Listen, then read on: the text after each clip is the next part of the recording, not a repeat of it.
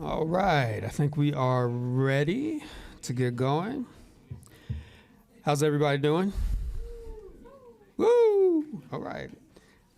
Come on, let's do that again. How's everybody doing? All right, thank you. I am Robin Briano, director of the Lipman Center for Journalism, Civil and Human Rights, and I am thrilled to have this group of reporters here today. All three of our guests are recipients of the Lipman Center Initiative in reporting on race and criminal justice grants, which seek to illuminate the inequalities of our criminal legal system by providing financial assistance and whatever collaboration our recipients might want or need. Today, you're going to hear from three terrific journalists about some of the work that came out of or was aided by that initiative. Justin Pritchard is a veteran investigative reporter and editor whose work for the Associated Press has prompted a range of reforms. He currently leads a group of reporters on AP's global investigations team, where the ongoing series Lethal Restraint has documented more than 1,000 deaths after police used less lethal force. We're going to see a little video clip from that report to start things off in just a minute. His prior stories have changed national and state laws in areas including sexual assault, airport security, consumer and environmental protections, and self-driving cars. Among other honors, that work has been recognized with 2 George Polk Awards. Reese Dunklin has spent nearly 25 years in investigative reporting and data analysis, focusing on agencies, institutions, and special interests that fail to safeguard the public's health, money, and security. Since joining the Associated Press in 2015, he has anchored series exposing sexual assaults of school-aged children, small business subsidies that instead boosted the bottom lines of publicly traded companies, and civilians dying after police used force that violated longstanding safety guidelines. He is the recipient of a Livingston Award and honors from the National Headliners and Society of Professional Journalists, among others. And Nicole Einbinder is an award-winning correspondent on the investigative desk at Business Insider. Her reporting has resulted in the resignation of a powerful bankruptcy judge, led to prosecutors re-examining homicide investigations, and spurred prominent senators, including Elizabeth Warren, to demand answers about abusive tactics at a correctional healthcare company that she exposed. Her recent work has been recognized by the New York Press Club, Scripps Howard Fund, the Sidney Hillman Foundation, and many others. Nicole graduated from Columbia Journalism School in 2017, where she was salutatorian of her class and the recipient of the Pulitzer Traveling Fellowship. Today's panel will be moderated by the Lipman Center's program manager and adjunct associate professor Dolores Barclay. Professor Barclay is an author and former national writer and arts editor for the Associated Press, who worked for AP first as a reporter covering City Hall, federal and criminal courts, and the police beat for the New York City Bureau before she became a national writer and investigative reporter.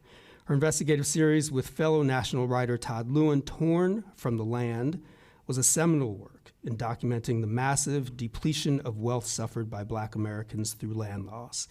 The project received the Aronson Prize for Social Justice Journalism, among other awards, and was submitted for a Pulitzer. She's written several books and is co-author of Sammy Davis Jr., My Father, Now a Film Project, with Emmy Award-winning actress, producer, writer Lena Waithe. Before I get out of the way, let me thank the AV team here and Mindy Myers for making today possible. It looks like all of the food is gone, but there's still a little bit of water in the back. Apologize for that. And I just want to say how excited I am that we get to bring terrific journalists like this here, and they have volunteered to stay a little longer and actually join some of your classes over the next 2 days. That is thrilling for us, and I think it's really great for y'all to have that kind of access. So let's get going. Thank you very much, and here is a clip from their media series, Lethal Restraint. You got it on? I got it on. Right now you're gonna get tased if you keep it up. The project is about uncovering hidden deaths. In collaboration with the Associated Press, an investigation into police restraint.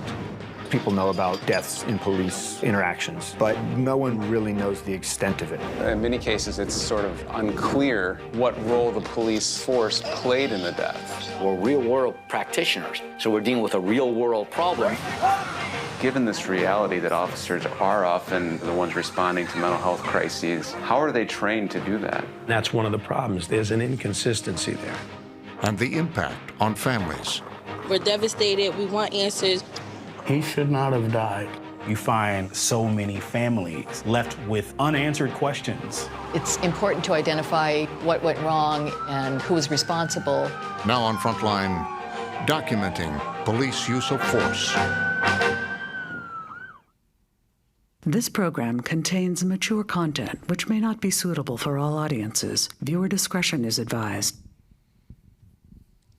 Well, thank you, Robe, and thank you, Reese, and thank you, Justin, for this wonderful, wonderful series. It's ongoing, and it's had an amazing impact. Even today, AP published a story in which the Police Executive Research Forum, which is a national group led by police chiefs and administrators from throughout the United States, but based on AP's investigation, they have decided to issue new guidance on the use of restraint. And I'd like to add also that another grantee, Lipman grantee, also looked at this issue in terms of California Newsroom, in terms of a more localized piece on how lethal restraint from, and they were looking specifically at people being forced to lie face down, unable to breathe, caused the deaths of a number of Californians. So this is a significant issue. Also with us today is Nicole Einbinder from Business Outsider. I'm Insider. Could be outsider, you never know. And Nicole's investigation is ongoing. She cannot tell you specifically what she's looking at in stories that will be published next month, largely because they aren't published yet. And that's the way we handle investigative pieces. We don't even tell our mothers. Loose lips and all that, you know.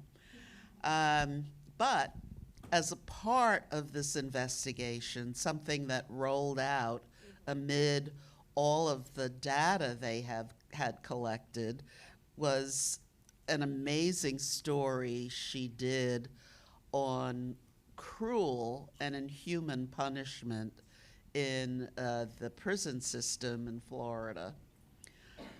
But before we get to that, one thing I'm curious about, our students often struggle with finding good, meaty stories to report on. And certainly stories in the criminal justice system, more specifically police stories, are pretty hard to come by because all that's offered today are blotter stories. A car accident or a stabbing. And very often, even then, we aren't given full information, as we certainly know from the Eric Garner case, where it was left out that force was even used, and where his misdemeanor was listed as a felony. So that's just plain misreporting. But I'm curious, how did you land on these stories? Let's go to Reese and Justin first. How did you come to do this? Can you hear me okay? All right. Well, the initial tip was a couple months after George Floyd. And the tip was, there's this crazy thing called excited delirium, and they're blaming that on his death. And by that point, the video was out. And you could see, knee on the neck for 9 minutes. And it cited delirium is, as we looked into it, is used to justify and kind of mask the force. You blame this other condition over here, not that force you see on the video here. It was really this thing here. He got agitated, he was sweating, he was incoherent, and that's what killed him. But there's no medical basis for this. There's no scientific basis for this. But over many years, policing has adopted it, even though it's mythology. So I think we started to say, and this is something we frequently do, you see this really peculiar incident or thing, and you think, well, how often does that happen? Where else does that happen? Is anyone collecting data on it? Let's look at it. Let's look at the totality. So that's what we started to do. But at the same time, we said to understand it cited delirium and why pathologists and medical examiners rule cases of force this way, we had to understand the force. So that got us tracking back to what police were doing. And we just started going around just being like a bunch of dumb guys, like, hey, do you have data on this? Do you keep this stuff? And we started federally, and we quickly found out, like, yeah, we don't really have any federal data. And to the extent we're semi-tracking anything, you can't have it. You're a reporter, go away. So then me and two other reporters, we started calling all the states, hey, do you track this? Some of them did to some degree, some of them didn't. And we just kept working our way down to the local system, like, do you keep anything? Do you keep anything? We'd search lawsuits. And so we just started from there, and it was really kind of the basic question of, that's a really weird, squirrely thing. That doesn't make any sense. How is it this happens? Well, how many other times? And we just started going from there, like answering the questions. It's painstaking. Yeah. Yeah. You just keep digging. And we've done that before on other investigations. We would see, like, we knew about sexual assaults on college campuses, but then there was one incident in suburban Dallas where a football team assaulted a girl at a party. So we were thinking, gosh, it goes on at high school. I wonder how often that happens. So it's not, the predatory environment is happening younger and younger and younger. Well, why don't we look at that? So that was kind of our method to the madness. And Nicole, did you have a tip, or was this a trend you noticed? Yeah, and apologize in advance. I woke up with a bit of a cold, so if my voice is a little grainy. But yeah, I think so much of, going off of what you're saying, so much of investigative journalism is building data that frankly doesn't exist when you're trying to investigate a certain issue or phenomena.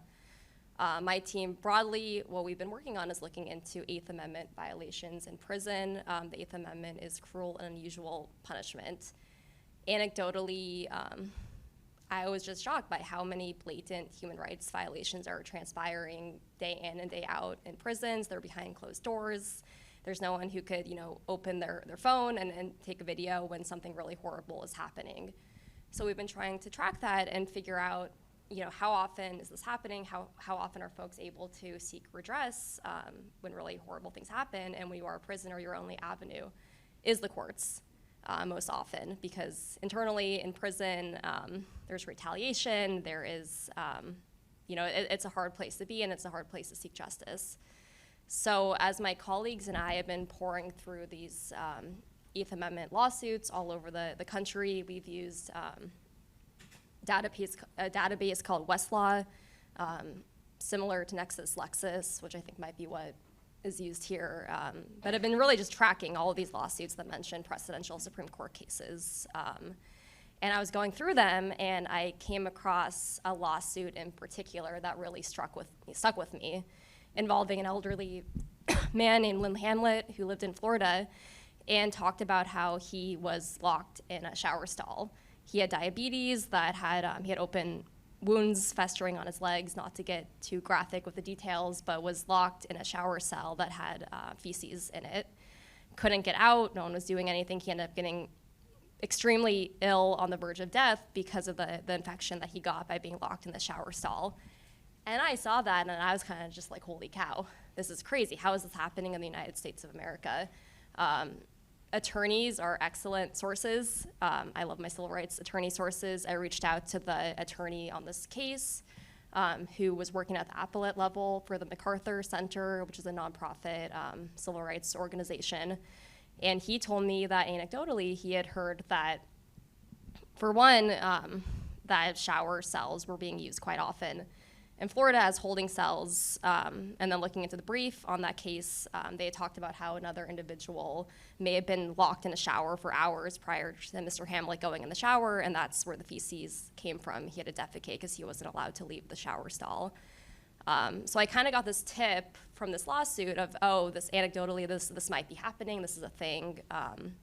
I had other Florida civil rights attorneys reached out to them, and one of my sources very casually was like, yeah, this happens all the time in Florida. I have prisoners who send me letters constantly describing being locked in shower stalls. And he was gracious enough to share those letters with me, and I was able to then reach out to those prisoners, and that was kind of the beginning of that investigation. We later on, I was able to find a bunch of other lawsuits that detailed the practice. I'm not sure how much, how familiar you all are with PACER yet. It's an incredible resource. We're getting access to federal court documents, but Recap is another website where it's free documents from PACER. So you download this little browser external thing, and anytime someone pays 10 cents to buy a PACER document, it automatically goes on to Recap, so the public can access those records for free. And what's cool about it is, unlike PACER, you could search keywords. So I was able to go on Recap and search key terms, Florida, shower, prison, stuff like that. You could do it in certain courts, so I focused on, the district courts in Florida and the appellate court for that region, and was able to kind of go from there to document that this was a systemic practice. And it's interesting, all of you in your research, you found walls in getting information from police, certainly in the prison system, walls. There was a time, this was going back to the 70s, when a reporter could actually call a precinct or a district, as precincts are sometimes known in other cities, and you could get a desk sergeant, a captain, even the lead detective on a case.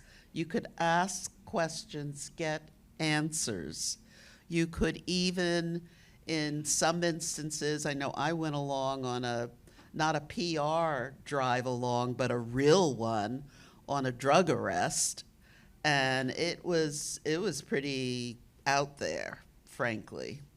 I had to remain in the car while they did the actual arrest, and when I walked into the apartment, it was like something out of the Scarface movie with Al Pacino. It was a table loaded with bags of cocaine. And the guy who was arrested, well, the cops had tuned him up a bit. That's all I'm going to say. And I did include that in my story. And yes, there was the old, he was resisting arrest. The man in question was probably 5'5" and weighed maybe 110 pounds. And the narcs were, gorilla size. So I'm sure he overpowered them. But that aside, these were things you could do.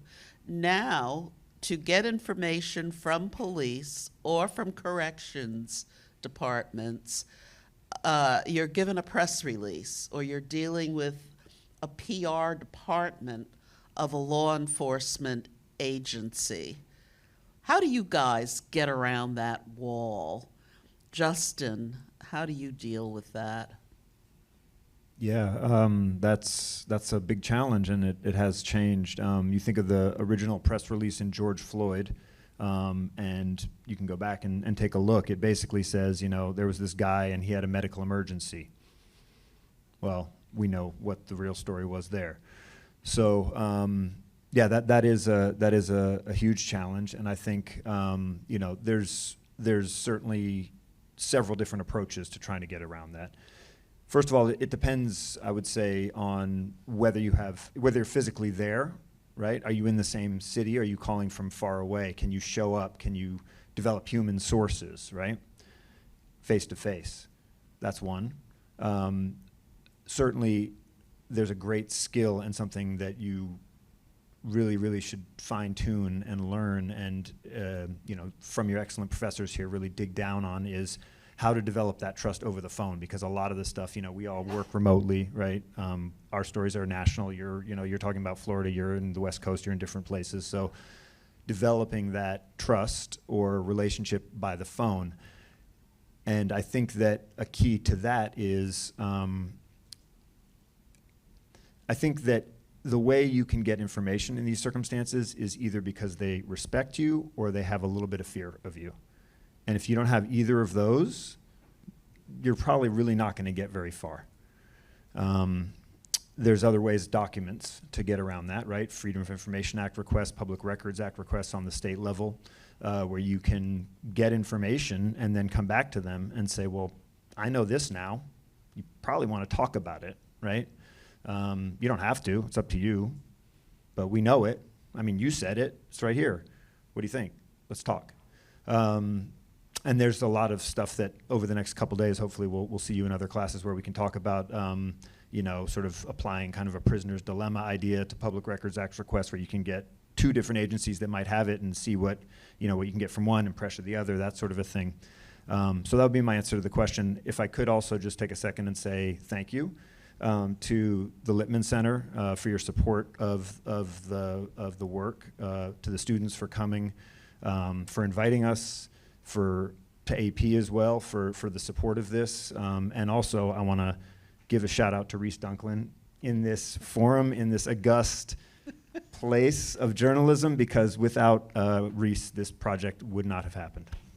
Well, it's our pleasure, and we need to thank you for giving your time to our students, and we need to thank you also for the projects that all three of you produced.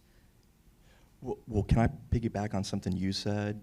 Because you were talking about how do you generate fear or respect remotely, and I think that's because you know more than the subject of your investigation. You know more than the person you're going to interview. You've already done your homework.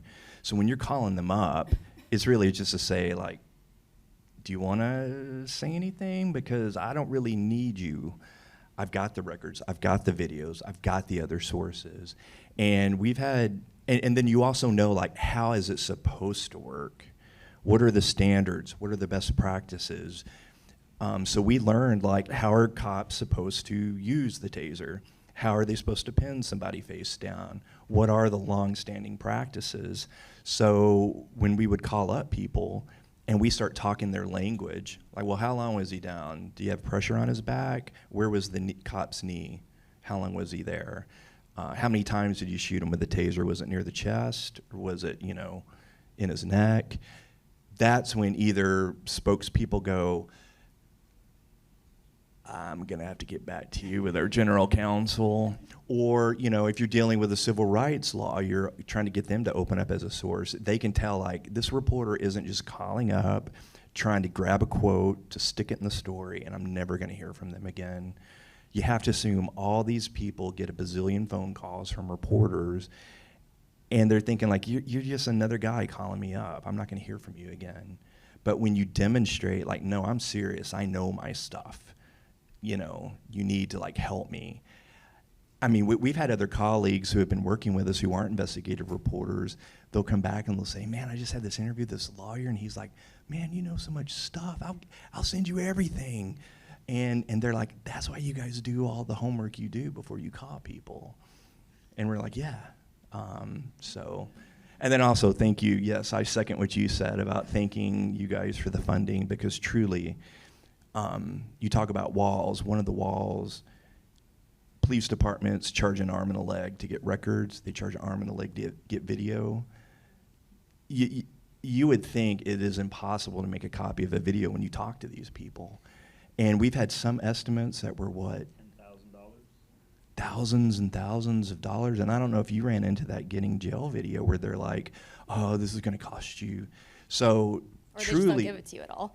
Yeah, so truly without the ability to say, okay, I'm going to call your bluff, here's $500, I want my video. I mean, we wouldn't have been able to do some things, so it truly does help. Well, I have two questions.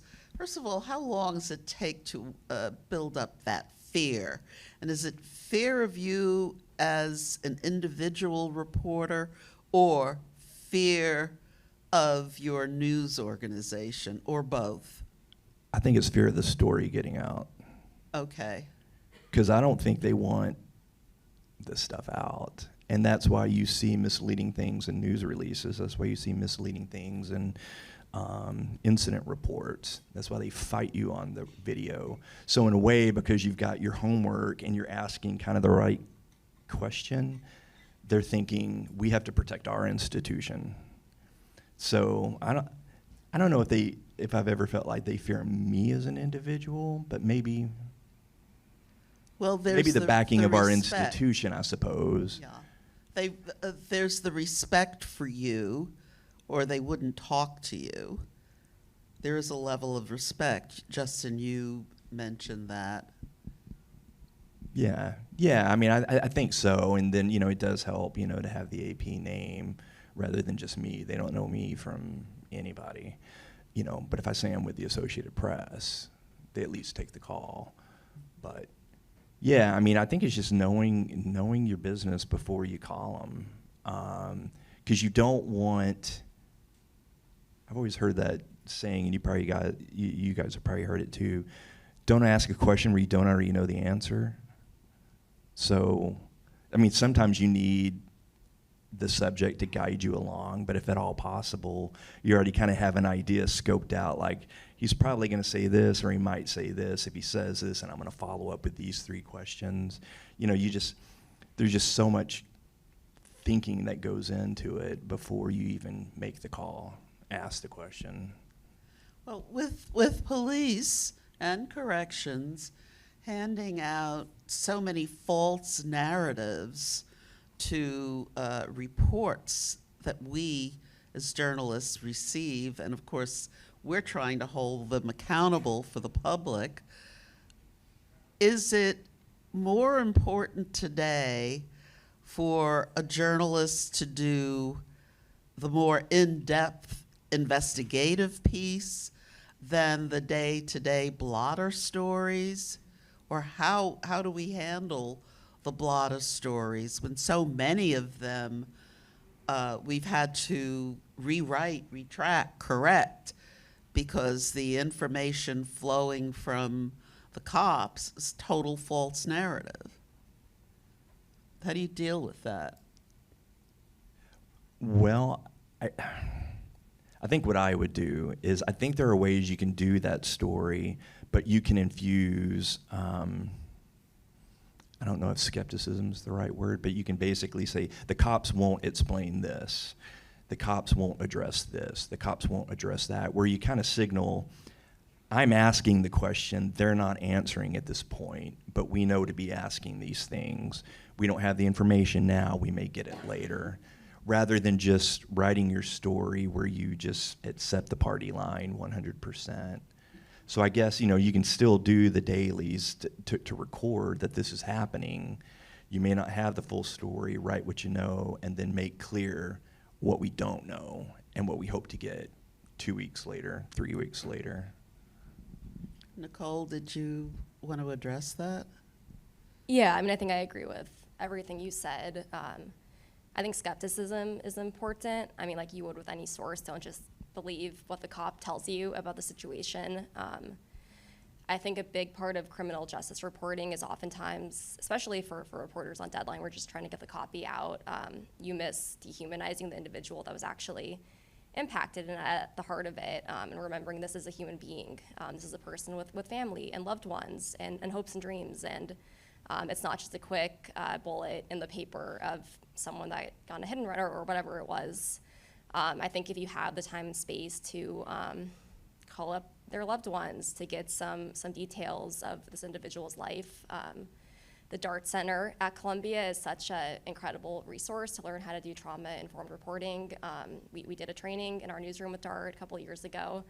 That's incredibly helpful to just sit with the folks affected and get a better sense. I also think those stories, those kind of quick stories, can be helpful for investigative projects. My team, we did a big investigation a couple of years ago investigating transgender homicides all over the country. We created a database of 5 years worth of folks who had passed away and looking into anti-trans bias in the criminal legal system, looking into, I invested a corrupt police department in Alabama that wouldn't solve the crime of a gender nonconforming teenager who died in a party full of witnesses. And a lot of that work of creating this database and piecing together those who had passed away was through local news clippings. Oftentimes they weren't super detailed, but being able to have that, because so often the police just won't give you the records, they won't respond, they'll stonewall you. I've had cases where I've had to get records leaked to me because the department will just deny my record request. You have to get sources in the departments and in those settings to give you the information when no one else will. So. Yeah, I mean, I think broadly, though, don't go along with the narrative. Be investigative reporters, question everything, and try to, uncover truth, because that's what we're all here for. Yeah. Justin? I think that's exactly right, and I want to just say, if you're starting at a local publication, you need to have your name be out there. They need to know who you are as the police and other sources. So I'm thinking about my first job out of college was covering Haverford Township, Pennsylvania, which, for those of you who know, the main line of area of Philadelphia. It's sort of the wealthy western suburbs. It's a little bit, comes to more middle class in parts of Haverford Township, but blotter, daily stories, produce. And now all of a sudden you have people who are coming to you. So, that's how I learned that one of the township supervisors called in when he heard on the scanner that his godson was pulled over for driving under the influence and told the cop, hands off, and the guy got. So I think there's a dance between the two. You can't just, particularly probably, as a starting career journalist, disappear for a couple of years, like we do, and we have in these projects that Lipman has funded, and not fully disappear, but really, be so focused and sort of in your bunker with your blinders on. So I would also say that in that balance, it is important to get your name out there, because that is part of the respect and ultimately the recognition that you're going to need to build on. Well, sadly, there are some local newsrooms and certainly national and online publications that no longer do the day-to-day blotter stories, that no longer have a police beat even.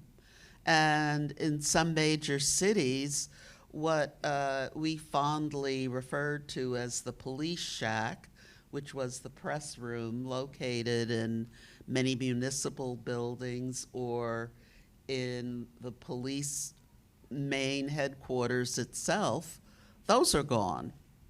So to develop those internal sources is harder and harder. How do you get police sources today in today's journalism environment, in today's industry? Yeah. Well, so you can probably relate to all of you here in that, when I graduated J school, frankly, local news was on the decline, as it continues to unfortunately be. My classmates and I didn't really have the option of starting at a local paper and moving your way up. I mean, it was certainly a possibility, people did it, but there were not many of those jobs. We entered digital media, places like BI, where, you're, in a certain city if you're covering national news. So you have to be a little creative with finding sources and breaking scoops, and especially with investigations, I mean, you're starting brand new on every topic you're covering because you don't have a beat, and it's building that trust. Honestly, I mean, LinkedIn. I think LinkedIn is a great resource. I love it. I found so many sources, not just for, toxic workplace culture stories and work and businesses and whatnot, but I found CEOs on LinkedIn who are willing to talk, and you keep it vague. I guess I don't usually come from a place of fear, but more to the place of curiosity. And hey, I'm curious what this world is like. I want to understand your perspective. I want to know what your job is. I'm happy to talk totally off the record. It's just the two of us. The ball is in your court here. I'm only going to talk about what you want to talk about. Anytime you want to hang up the phone, we're done. Just have them feel like they're in control of their own narrative. They're in control of the conversation. And if you can find one person who's willing to talk, and it's hard, it takes a long time. You have to reach out to, 100, 200 sources for one person to respond back to your message and then be willing to chat, or respond back to your Facebook message or your Instagram DM, or however you find sources in today's day and age, text messages and the like. But if you can find that one person, I mean, oftentimes that opens up a window into that world because, and every conversation saying, hey, this was great. Who else can I talk to learn more about this issue? What am I missing here? I mean, every interview, my last question is, is there anything that we did not talk about in this conversation that you think is important or worth mentioning as I continue to investigate and pursue this topic? And oftentimes people say, hey, my, old colleague or the person that worked at the prison with me or this or that, would be a great source. Want me to connect you? And that's the way that you build those relationships and those networks. And if you can convince one person that you're trustworthy, that you're not coming from a malicious intent, you're not trying to take anything down, you're just trying to understand and expose the truth, I think people respect that and they are open to passing along your information. So yeah, I mean, I think it's a lot of perseverance. I think you're gonna get a lot of doors shut in your face, but you gotta keep digging and, eventually finding someone who is willing to talk and be that kind of guide as you try to understand that world. Yeah, I want to build on that just briefly in the sense of, I think that people you're talking to who are harder to find and harder to talk to are harder to find and harder to talk to, and therefore they're more nervous, they may be less inclined to talk to you. And I think it's really, really important, I've felt this way for a long time, that whether you're an investigative reporter or not, whatever story you're doing, that you're not going in there with a gotcha type mentality. We see it in political reporting, we see it in many other types of reporting, and I think that people can see that and they can feel that, and that's gonna, if you're genuinely not like that, it will come through and they will be more comfortable and you will be a better journalist because you're not just trying to get that little payoff and move on that scoop and tweet about it and move on and burn people and the bridges are burning behind you, but you're going forward where, So I think that not having a gotcha mentality is a really, really important thing to internalize, if that makes sense. Yeah, and I have one example. For us, I mean, I think the bigger challenge for us was getting families to talk. Because they are thinking, I'm taking on the police, they're powerful, they're the ones connected to the DA, I've got no justice, this is past, I feel burned and defeated. And then we're also in an era where people frankly do not trust the media, they assume the worst of reporters, so you're fighting that. And then there's politics infused into everything.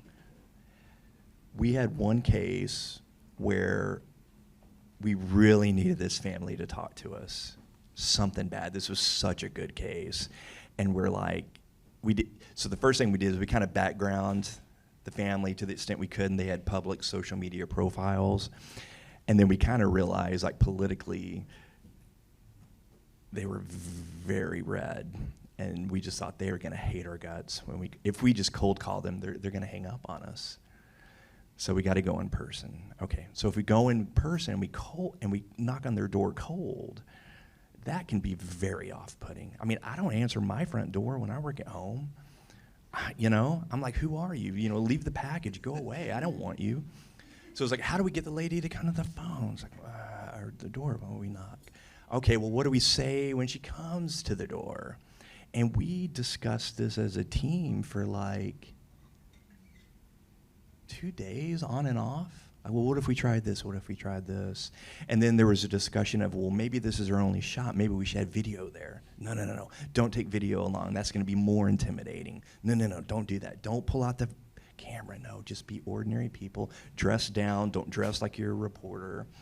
And the eventual approach with our colleagues was just like, hey, this is what we're doing. We want to ask questions about what happened to Hunter. And did we also talk about like, and if she, how else did that go? I wasn't part of necessarily the sort of the scheming, the moot court of that. I don't want to say scheming. I mean scheming out. That's not. But that's the wrong. That is the wrong word, because it wasn't a scheme. Like I said, it was a genuine. We were going there because we wanted to know what they had to say. And remember, the mom at some point, our colleagues are making the pitch, trying to be as genuine as possible, and they. Too salt of the earth. They're the ones in the frontline video. This is a lead case that we eventually got. So all this, Mitch Weiss and Kristen Hall. All the planning we're talking about yielded so it paid off. So at some point, the mom kind of gets a little brusque, like, "How do you know what it's like to lose a child?" And our colleague Mitch had lost his daughter when she was in her 20s, and he was able to say just very viscerally, like, "Well, I do know what it's like." And she told him later that melted her heart, and that made her go like, okay, maybe you do get it. And I think we left it off like, well, hey, you just think about it, call us, here's our number. And I don't know if they told her we had body cam video at that point or not, but then they said, we've got this stuff, if you want to see it, let us know and we'll come back. But they didn't come uber aggressive, and I think that's one message to pass along to you guys, and I think I've heard them say it in a way, think the long game. I know there's urgency to get your story and get back to the office and get it published, but I think with some of these people, especially people who have been traumatized in some form or fashion, play the long game with them. And I think showing that you've got a heart as a journalist will eventually turn the corner if you're patient. And like I said, it's the lead video, or it's the lead case in the Frontline film, so. Yeah, all source building is a long game. If you want a decent source, play it for a long game to endure, and there will be a payoff. I'm gonna ask you, in terms of the criminal justice system, and specifically policing part and corrections part, do you think it's easier to build sources at the federal level through one of the agencies, or even the state level than the local level? I mean, I had great success when I had the drug beat of building sources in the DEA. I had one excellent one who, oh God, document drops like crazy. He was always dumping stuff on me, in a garage usually. Yeah, just like in the movies. I had to look over my shoulder. But do you find that could be somewhat easier, that there may be fewer walls, or that same concrete wall? I think it just depends on that agency you're investigating. I don't know if there's one, it's easier with the feds or easier with the locals. There's plenty of antagonistic local agencies. It's how powerful is the groupthink in the institution. That's the way I kind of think about it, because ultimately everybody is there to protect the institution. And, one trick I've had success with is the past is you start with the formers, the people who used to work there. and some of them go off, and LinkedIn is a good way to find them. Some of them go on to work somewhere else. If they were local, maybe they go work for the state. Some of them have filed whistleblower lawsuits, actions against their agencies. But maybe just start with the formers and work your way in. We had success in our project with people who leave policing and become a paid expert. They'll analyze use of force cases. They stay on top of the standards, so they're constantly getting cases sent to them. And they keep friends in policing. So you can kind of start to get to know them and then have them guide you to someone who's on the inside. If you think of it like concentric circles, start on the outside and start to work your way into the middle. I think what's interesting too, with the Florida story, that sourcing was mostly prisoners. And building prisoner sources is kind of has its own unique hurdles in that you can't just call up an incarcerated person anytime you want. You're typically starting outreach by either sending a physical letter. You're writing a letter, you're sending it to the institution. I've had times where the letter has been sent back to me because they don't want to pass a letter from a journalist along to the prisoner. You have to use JPay and Securus and GTL, which are systems where you pay 10 cents or so to send the letter, but it's completely monitored. COs can read every letter that you're sending the prisoner, so you have to be incredibly vague in that initial outreach of, hey, I'm a journalist and I want to talk to you, but you can't really say exactly what you want to talk about because it's going to get monitored. And then you pass along your phone number and it has to get approved by the system. And when the prisoner can finally call you, it's typically, a 15-minute conversation, and every 5 seconds they remind you, this is a secure message from blah, blah, blah institution. And that's also highly surveilled. So it's hard, and in those cases, when you are trying to build prisoners as sources, every call before I even get into anything, I say, look, you're probably gonna face retaliation by talking to me. They know you're talking to me. They know I'm a reporter. I want you to be fully aware of the risks. I want you to know what could happen before we do this. And I've had people who aren't comfortable with it. And then frankly, if I was in that situation, I probably wouldn't be comfortable with it. But making sure folks are aware. Oftentimes I found that things are so horrendously bad behind closed doors in prison, just with the human rights abuses, with everything going on, that people are willing to talk because they want things to get better, and maybe they themselves face risk, but they want everyone else to know what's going on. Are guards also forthcoming with you? To an extent. I think guards have rose-colored lenses a little bit about working in a carceral setting, about what they're doing. I think in those cases, it's kind of hitting on a touchstone issue where they're also pissed off, frankly, by what they're experiencing. And that's something that I found, especially with sources where, hey, maybe I totally don't relate to what it's like to be a CO or whatever, have any interest in working in the setting. But if you find that one thing, that common ground of this one issue that really pisses them off, or they want this to get better, or this is they experienced harassment themselves, which I've talked to COs who have faced retaliation and harassment too, and in this really kind of toxic macho culture. But yeah, it's hard, it's slow, it's a slog, it's trust building. After this Florida story came out, I got blocked for messaging every Florida prisoner in the entire state.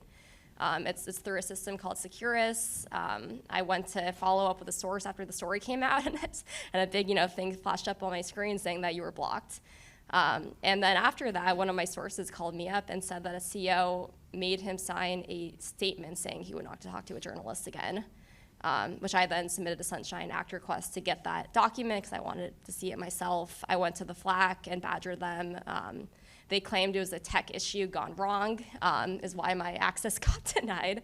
And I started talking to attorneys, and luckily I didn't have to take that step. But maybe you can explain what you mean by Sunshine.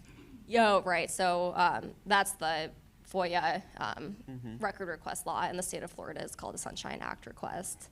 But yeah, it's hard talking to prisoners, and it takes trust.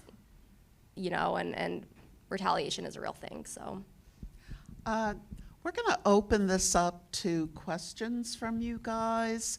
We're going to have a mic placed in the middle aisle.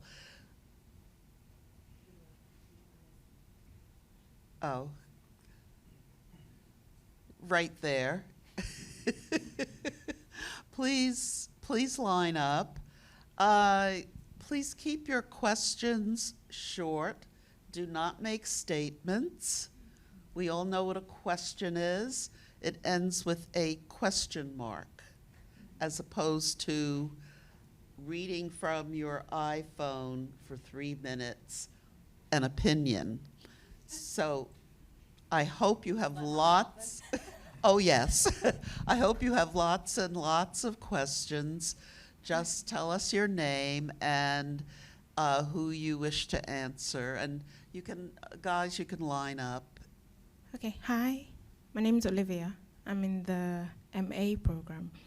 I wanted to ask a question about the video form. Sometimes when you want to speak with people, my background is in broadcast. Sometimes when you want to speak with people, they say yes, because what is a podcast or is radio? Nobody's seeing them.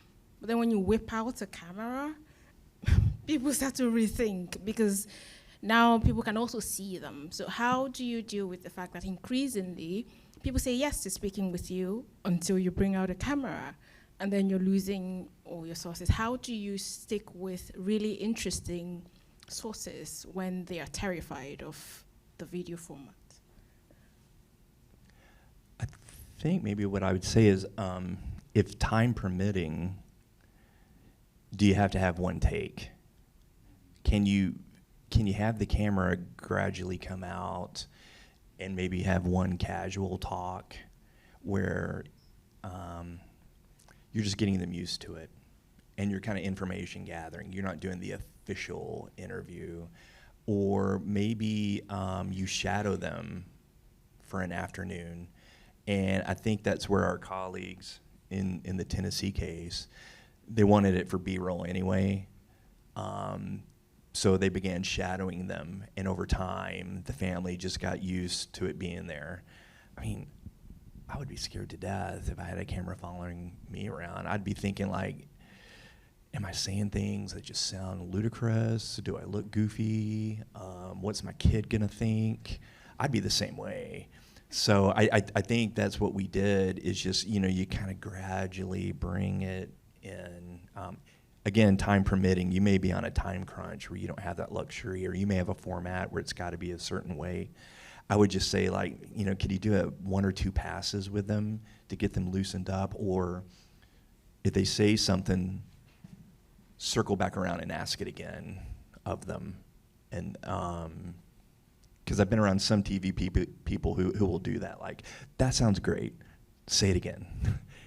and then that gets them to open up. Elaborate on that. Not a video person, but there's a great phrase that we were talking about IRE earlier. There's a great IRE journalist at a conference where I heard this, which is interview their fears.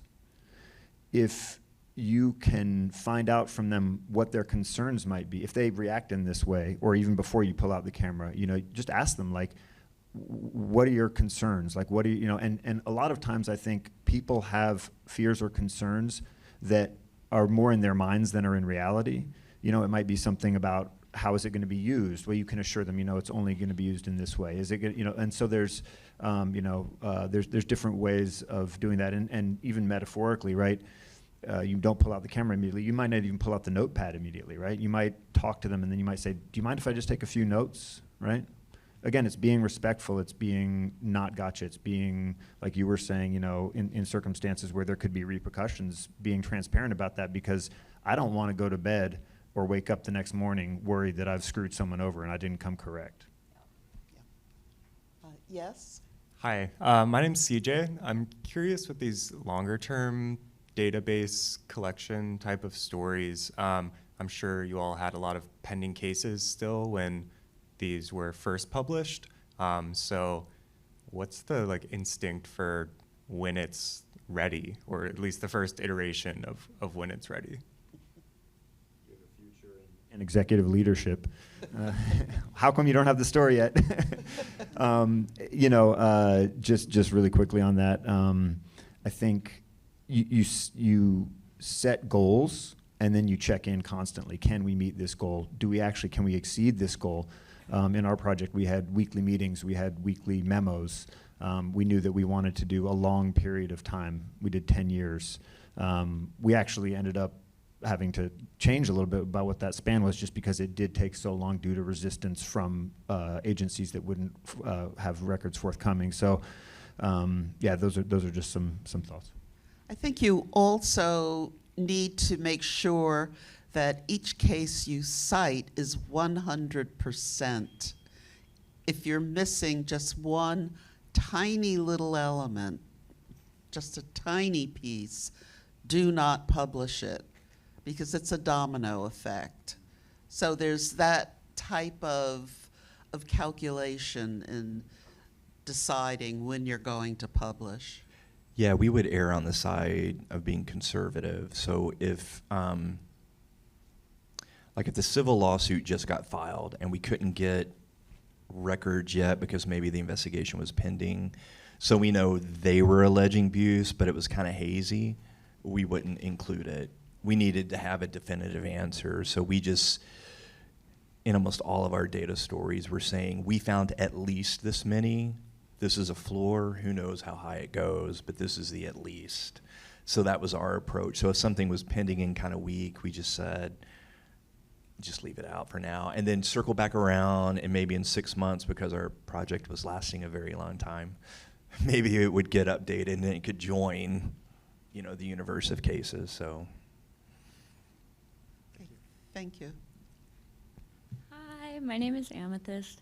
I guess, so I'm going for data journalism, so this project was super interesting to me. But I guess that my question is, because all three of you guys have kind of worked in these super broad brushstroke projects of such a big area, such a big topic, and you guys are working with so many people. So how do you work on these projects when there's not only so many hands in the basket, but also there's so much information, organizationally, how do you make sure that nothing gets lost? I feel like I'm still trying to figure out organization myself on projects. What do I do? I mean, I love, we use Google Drive. I have a Google folder for everything. I have, my public record request folder, and within that is the subfolders of the state and the city and so forth. I have my interesting cases folder. When there's a case that I think is fascinating, I'm gonna flag that. I have it by state. I mean, I have a lot of folders, but that's my system. I also, something that's been helpful, I've been working on this project for around 2 years now. I've interviewed a lot of people. Whenever I have a source interview, I have a big spreadsheet, and I put, the day I talked to the person, their name, their contact information, what we talked about, the link back to the interview notes. That's a nice system for keeping track. I do the same thing with, when I submit a record request, I have a broader spreadsheet that I use. So I think just kind of finding your system that works. I think it's constantly evolving. I think at this point, thinking back to the beginning, there's probably things I could have done better. So it is always a work in progress. Staying in touch. My project, I'm working with one other reporter, so there's not too many people. It probably would have been helpful if there were more people, but resources are tough in newsrooms. But yeah, staying in touch with the person you're working with, comparing notes, making sure that we both have access to things. And yeah, just having your systems. Yeah. The key is to start your system immediately. With your very first interview, your very first document, start those folders, buckets, spreadsheets, or if you're physical about it, little boxes all over your apartment. Yeah. And just also create your system immediately, but think, you're a city planner. You've just started this town, here's City Hall. that's going to be a neighborhood over there. That's where the civic center is going to be. This is the high school, and that's the middle school. You want to really try and think through, to the extent you can, where is this going to grow and where is it going to be, and how does the system that I'm creating accommodate that growth? In our case, it was literally hundreds of reporters, because we also worked with Arizona State and University of Maryland's Howard Centers for Investigative Journalism, as well as others within AP. And so it really was trying to create a system that could grow with the project. I think, too, one other thing is thinking about your potential data findings early on. So when you're building a data, your new data, and you have your spreadsheet, and you're creating the columns that you're going to be capturing when you're going through every lawsuit or incident or case or whatever it is that you're focusing on. Think, why am I creating this column, and what sort of information could I potentially find at the end of the tunnel when I do finish going through all of this?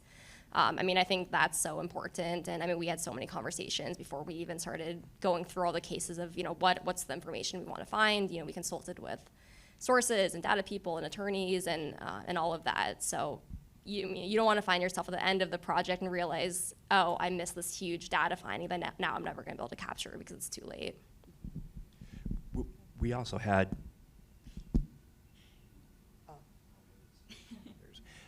a number of tracking sheets where, for each stage, when we were calling around to the state agencies, I helped us create a sheet for every state with every lead, and it would be a simple question of, have you put in the FOIA request? Have you gotten the FOIA back? Did you upload it? And we use Document Cloud to store a lot of our records, so the other reporters and other bureaus could go in behind us and read those. And then, we created our database, and we used some sort of Google software where I think everybody could read through a case, answer the questions we had about the case, and it would all funnel into a centralized data repository.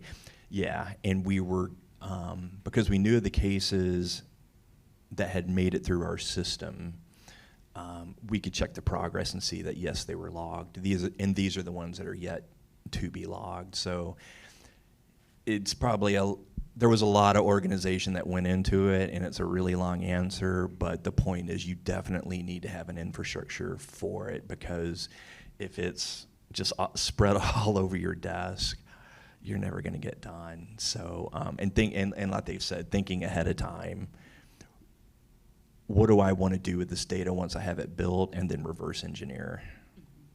Thank you, guys.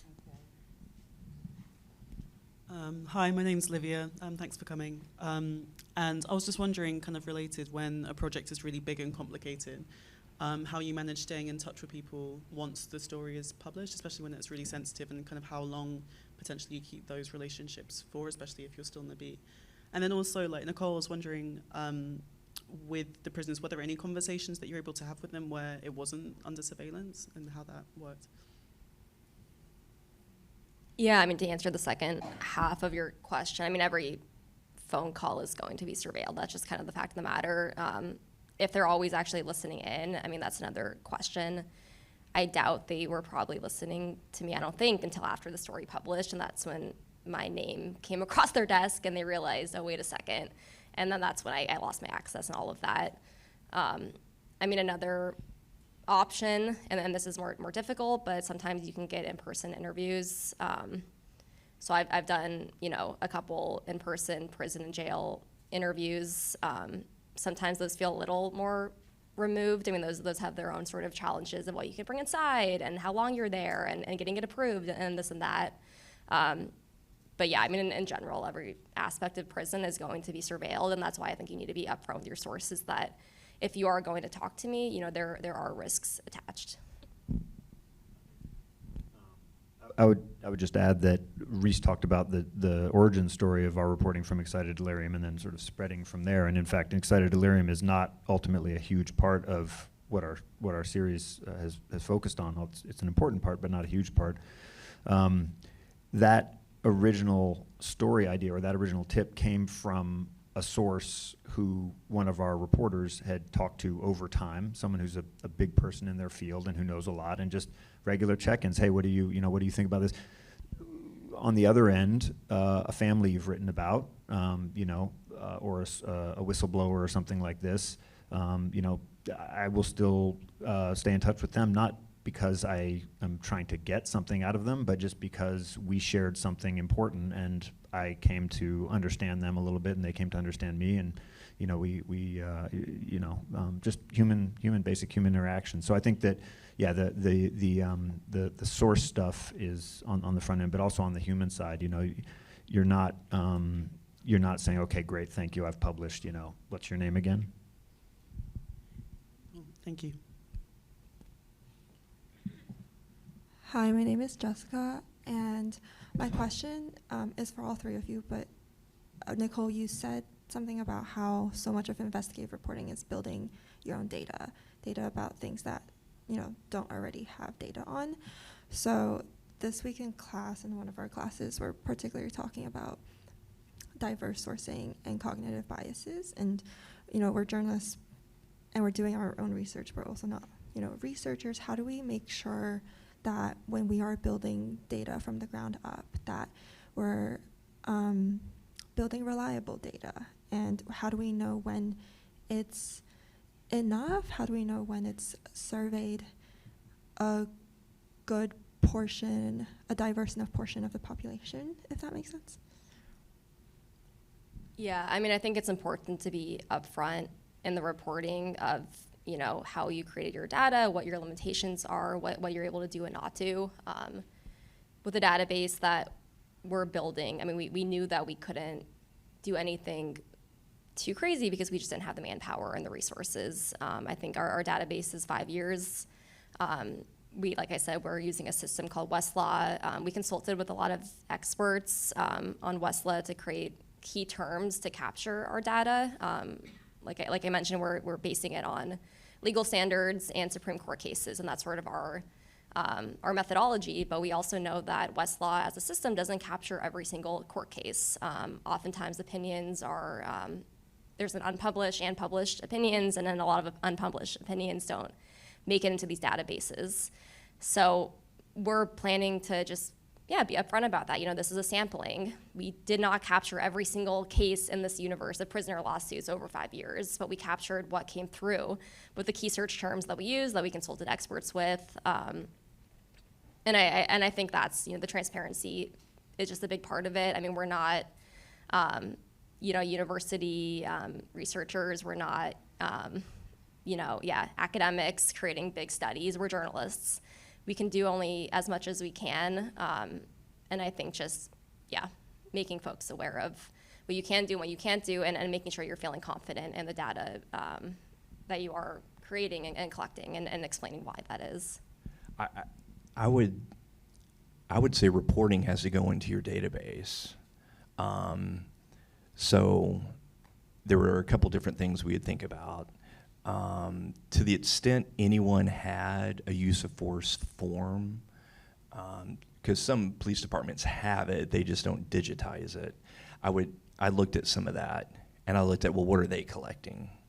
And then I could see, like, all right, I understand why they're doing that. That makes sense. We need to collect that too. And then some states like Texas, they would have a form. So I would look at some of that, and then you would also talk to people about, okay, so when these incidents happen, what's the right way to do this, the wrong way to do that? How do you measure what's right or wrong? What questions do you ask as an expert? So we would factor that into the questions we were asking. And we were looking at a specific kind of thing, and we were just gonna try to collect as much of information about as many of those things as we could, so we didn't have an issue of needing to like get a representative sample of whatever. And we just made it clear, like, we found this many cases, our findings apply to this universe. We're not smart enough to tell you whether you can extrapolate that, beyond, but it applies to these. But I would just say a lot of reporting went into our database. It was weeks of us refining it and researching it, and we had looked at some videos and read a lot of reports to begin with before we sat down and created that. So,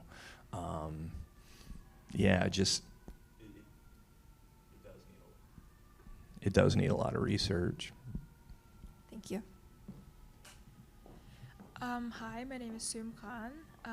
Thank you for such. Excuse me, can you walk closer to the mic? Can you hear me now? Okay. My name is Sum Khan, and I wanted to thank you for such an impressive project. This is so cool. And my question is about your data collection. Seems so impressive. Like it is huge, and I was just like so surprised how different sources you took, like body cameras, surveillance cameras, and everything. And can you just like tell me a bit how did you come up to take like so many sources at once, and how did you come to think about it? Maybe a way of thinking about this is if you think about a mosaic, right? You want to get as many tiles in there as you can to see what the picture is, right? So some of it is human sources, but in terms of documents and Records Act requests, we filed more than 7,000 nationally with the help of our collaborators at the Howard Centers. Anything that we thought there was a legit chance we could get in a reasonable time frame that could help us put tiles in that mosaic. So, you talk about it, right? You talk about it before you file the requests, which are typically going to be standardized, what you're asking everybody, because you want it to be, even within all the chaos that's inevitable, you want it to be as standard as possible. So we just thought, what would be everything that we could ask for that we might be able to get? And if they say no, they say no.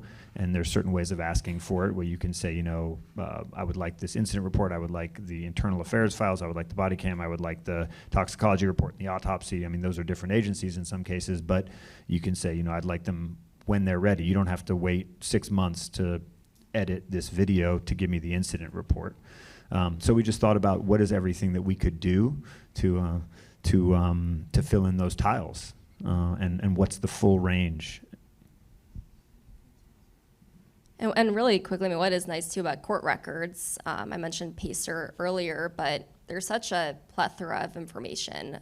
There's exhibits on PACER, there's depositions where maybe the source won't actually talk to you, but they did talk to someone, and all the quotes are there, and they're for public use. So I think spending time, if you are looking into lawsuits and court cases, go through all that stuff, go through the memorandums, go through the motion to dismiss filed by the defendants, which will explain the rationale for why they're trying to dismiss the case. Go through all that. There's so many emails attached to exhibits, and it really is a gold mine. So, record requests are great, but oftentimes they get denied. They take months to years to get filed, and that's another cool avenue of getting records a lot quicker. Hi, I'm Tiffany, and I actually interned at the AP earlier this year in Washington, and they had a paper board with legal restraint and everything popped up in the office because the show was gonna air that night, so it feels very surreal to have you guys talk about it here in Columbia. Yeah, but I was working in collaboration with the GRIO in one of my college classes, and they tried to do something similar where they focused on all the big cities and police brutality data in those cities, and they just dumped all that data on our students, trying to let us filter that data for them. But it was not successful because there were just so many facts associated with every instance. There were police use of force in every case, but it's very hard to sort out a category. For example, your category where the police did not use guns, but the victim still died. How did you pick all of these, typical victims to be the faces of this issue? And how did you sort through complicated police data when there were many victims, but their circumstances were a little different from this category that you chose? Now you know why it took 3 years. Sorry to the funders and Ron, our boss. Yeah, we did have a model in mind. We wanted to see how many other people died after force along the kind that killed George Floyd was used. So we had talked ahead of time, all right, no guns, no vehicular accidents, where the cops are driving crazy and kill. So we need it to be that. And you're right, when we would start looking at a potential trove of records from this state, like, oh, cool, Kentucky keeps use of force, we'd look at it and go, oh, wait, 98% of these are shootings. This doesn't help us. So we would have to filter some of that out. And then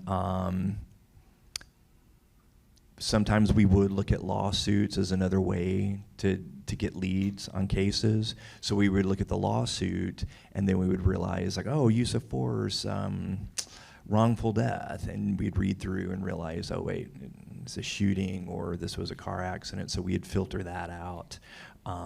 We had to do a number of things like that, and there was no AI to help us. It was, the only technology was human eyeballs. So we read through a lot of cases that we would exclude and say it doesn't fit our criteria. And in fact, we published a long story that explained our criteria. And you're right, criminal justice is very difficult to report on because so many circumstances go into it. And we did that analysis for our project. Not everybody who was killed was innocent, minding their own business, walking down the street doing nothing. Some of these people were violent, and the cops were pushed into a situation where they said, that person dies, or I intervene, and maybe this person who's causing the threat may die. So we looked through all the circumstances, and that was part of our database. Those were the questions we were asking. Was the person armed? Were they making a threat to the police? Were they causing violence to someone else? So it wasn't just did somebody die and how. We tried to capture all those circumstances you're talking about. But that's why it takes a long time. And I think that's why the policing agency that we're talking about here, reacted to it, because we did kind of go beyond the surface. And, we showed them some things they didn't fully know about this type of force. We have perhaps 8 minutes left for just a couple of real fast questions and fast answers, please.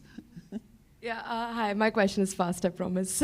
My name is Hazel, and I'm also in the data program, and yeah, I read Lethal Restraints, and yeah, just blew my mind. But so my question is, you spoke about your requests for records being denied. So I was curious to know, on what basis are these requests denied, and are there any sort of best practices that you follow while filing these requests to sort of avoid that rejection?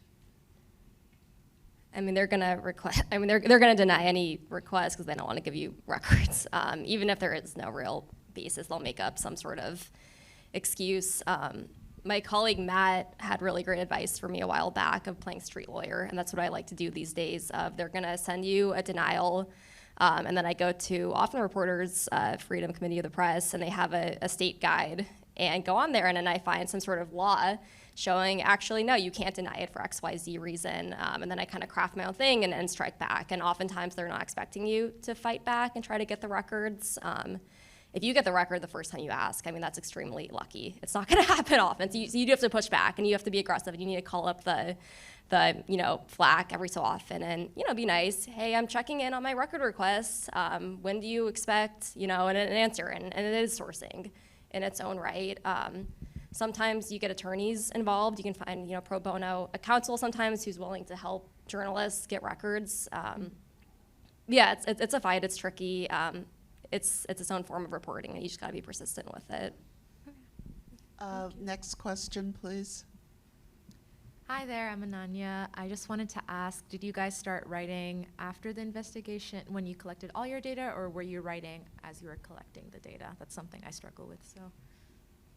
Yeah, we had weekly memos where everyone would say essentially, what did I find last week? Sometimes they'd be highlighted with amazing cases that ended up in a film or as a story. And there was a question earlier about how did you choose those questions, and those cases, and happy to stay and talk about that if you'd like. Yeah, I think it's. I lost my train of thought right there. I think some stories we knew maybe it would fit a certain pattern or a theme, and we felt like we've got everything we need out of the database for that, even though the full thing wasn't completed. So some stories you could start writing and reporting sooner, so it was kind of a cascade. Maybe the very first story we wrote that had all the findings, that one needed to wait for the data to be finished. But even that, we started to have an idea of what's going in there. We weren't just starting like, okay, all the data's in there. Should we start writing? It wasn't quite like that, but when we felt like we had critical mass on the reporting and there were no reporting holes, we could start writing some stories in advance so that the copy flow was steady. Okay. Can we get just to the last question? They have classes to go to this afternoon. Hi, my name is Rosa, and I would like to ask about the money, because like if there was 3 years and multiple people working on this story, do you even know what were the total costs? And like I know that AP is a very big institution, but where did all the money come from? I'm scared to know. I'm scared to know. We did have two grants for sure that helped, and then some of that is just getting your institution behind it and making the pitch. I mean, we had to write memos stating the case. It wasn't just, sure, you guys have at it and let me know when you're ready to publish. It was, progress memos and really proving up our findings were there to get permission to keep going. It was a lot. The exact amount is in our methodology story. It was tens of thousands of dollars just for records, but you have to also consider that they're paying our salaries and That's travel and thinking everything about. else. So it was a significant investment, and it was great to have that backing. Yeah. Well, the grants require a budget submission from the news organization. And on that note, I would like to thank all of you for coming out. I'd like to introduce in the rear Ron Nixon, who is AP's vice president for many, many, many things, including global investigations, enterprise partnerships, and planning. And he is responsible for leading this wonderful, wonderful project they did. Our Lipman grants are in conjunction with Arnold Ventures, and we owe them a huge thanks for funding our ongoing grants. We give them out each year. They range in amount from $30,000 to $50,000 for a year-long project that turns into 2 years, sometimes 3 years, maybe 10 years. And we will be opening the application period for 2025 in February. So you will have all of your jobs by then. And if you have a really great story to pitch to your employer, just think about it. But you can go to our website to check it out. But it is the Lipman Center Initiative in Reporting on Race and Criminal Justice. Thank you again. I thank the professors who have joined. Thank you very much. And I thank the professors who are holding workshops, for having our grantees in their classrooms.